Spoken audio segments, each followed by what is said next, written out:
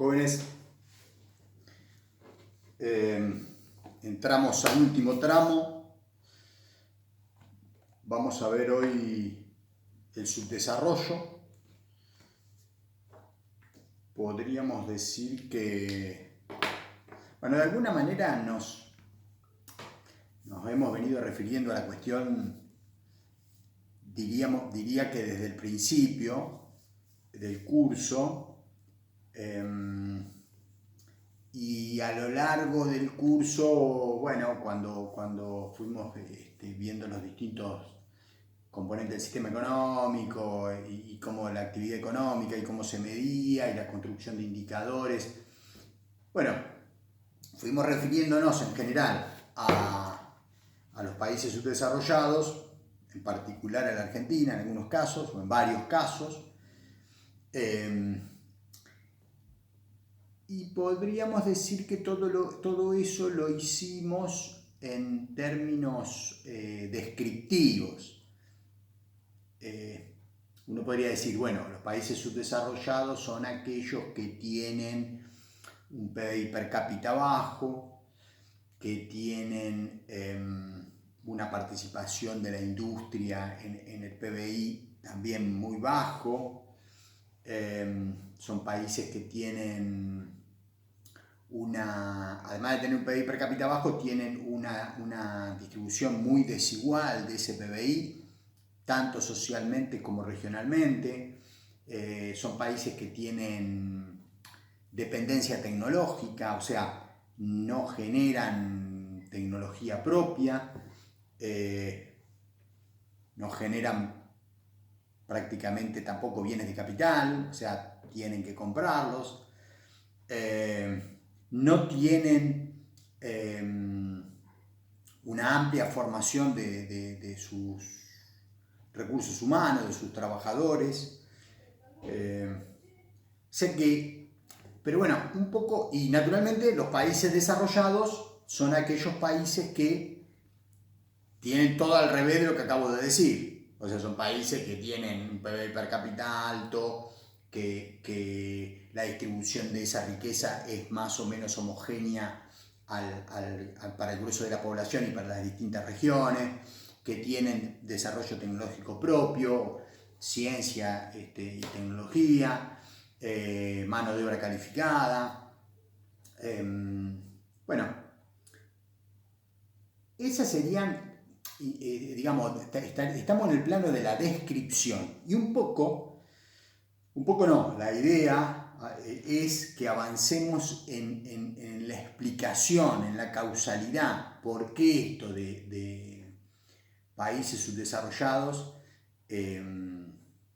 o sea, cuáles son las causas, cuáles son las restricciones. Un poco el planteo del estructuralismo latinoamericano de allá por los años 50, que resumidamente a esta altura de la clase de hoy, bueno, restricciones a nivel internacional, ¿no? Hay un centro, una periferia, son economías asimétricas, muy disímiles, hay restricciones en el campo de las normativas, o sea, las instituciones globales regulan el comercio, pero básicamente a partir de los intereses de los países centrales.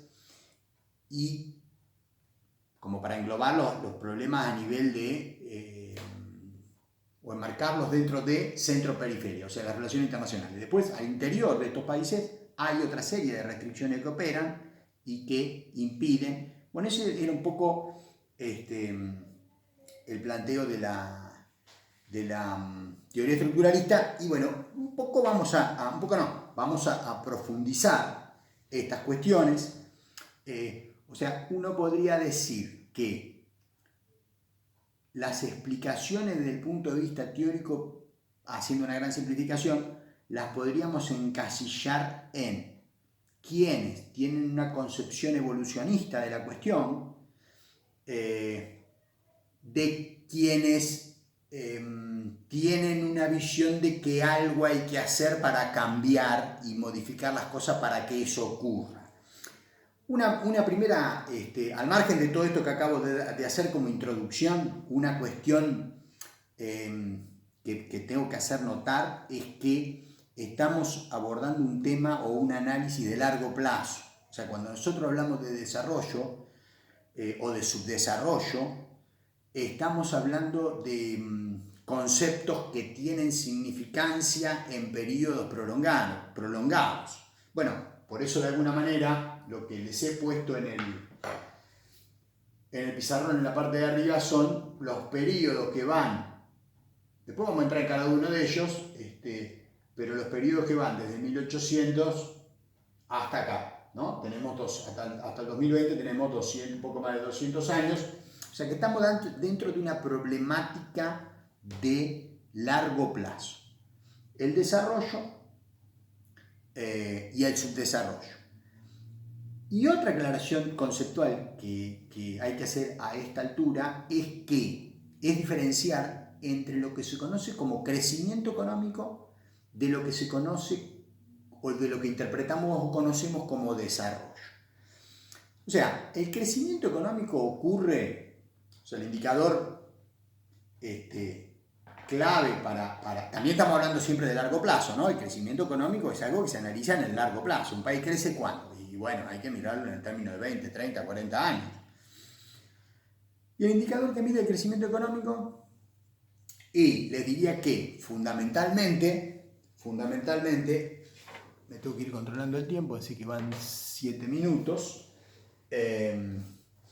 fundamentalmente el PBI per cápita. O sea, si se ve que un país, su PBI per cápita va aumentando a largo plazo, en 10 años, 20 años, 30 años, ese país crece económicamente. PBI per cápita aumenta, quiere decir que la riqueza que genera por habitante es cada vez más.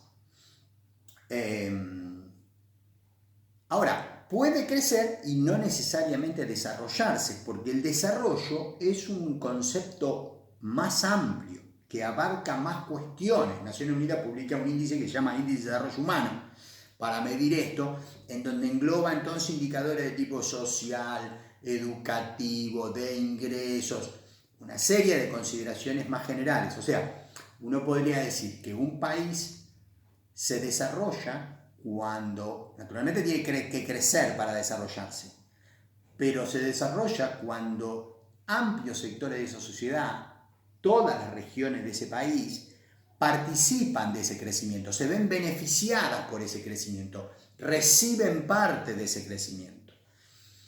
Y de alguna manera termina ocurriendo algo que les dije un poquito antes, que es que son países entonces donde tienen un PBI per cápita alto, el PBI per cápita fue creciendo a largo plazo, pero las desigualdades son bajas al interior socialmente, son bajas regionalmente, o sea, todas las regiones del país están integradas a ese proceso económico. Entonces, para diferenciar crecimiento de desarrollo. Ahora se habla también, ya hace bastante también, de desarrollo sustentable, o sea, un poco si esa sociedad está respetando los recursos naturales, está utilizando recursos no renovables básicamente para generar energía y que la economía funcione, bueno. Pero bueno, entonces estamos en la cuestión de crecimiento y esta diferencia con desarrollo, y entonces vamos a analizar desarrollo, subdesarrollo, y les decía que, simplificando la cosa, uno podría decir, hay toda una tendencia de ideas económicas que dice que el desarrollo es una evolución natural de la economía capitalista, entonces que si los países dejan funcionar a los mercados, dejan actuar libremente a los mercados, bueno, todos los países van para allá, o sea, para el desarrollo. Unos están más adelante porque salieron antes y otros van más atrás porque salieron después, pero todos van para allá. Y la otra concepción, que es la del estructuralismo y que es la de alguna manera, bueno, algunos de los datos vimos en estas últimas clases, cuando vimos distribución del ingreso, pero básicamente está planteado en un texto recomendable, que ya lo he recomendado, no me acuerdo cuál fue el que recomendé, pero el que va para este punto que les estoy marcando es El capitalismo argentino de Aldo Ferrer, donde Aldo Ferrer se pregunta qué pasó, qué hicieron los países en los últimos 200 años, en el primer periodo, cuando la hegemonía la tenía Inglaterra, qué pasó con el resto, y después en el siglo XX, cuando la hegemonía la tuvo Estados Unidos, qué pasó en el siglo qué pasó en el siglo XIX, cuando la hegemonía la tenía Inglaterra, qué pasó con todos los demás países. Y Aldo Ferrer se encuentra con que la mayoría se distanció del país líder, o sea que no iban para allá, estaban cada vez más lejos de aquel que iba para allá. Y solo un puñado se acercó al país líder. Entonces se pregunta y analiza qué hicieron ese puñado. Y después en el siglo XX, lo mismo.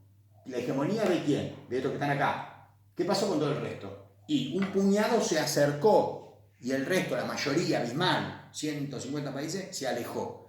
O sea, el planteo estructuralista, y que está muy bien planteado en ese libro que les digo, es un libro pequeño pero sustancioso, El capitalismo argentino de Aldo Ferrer.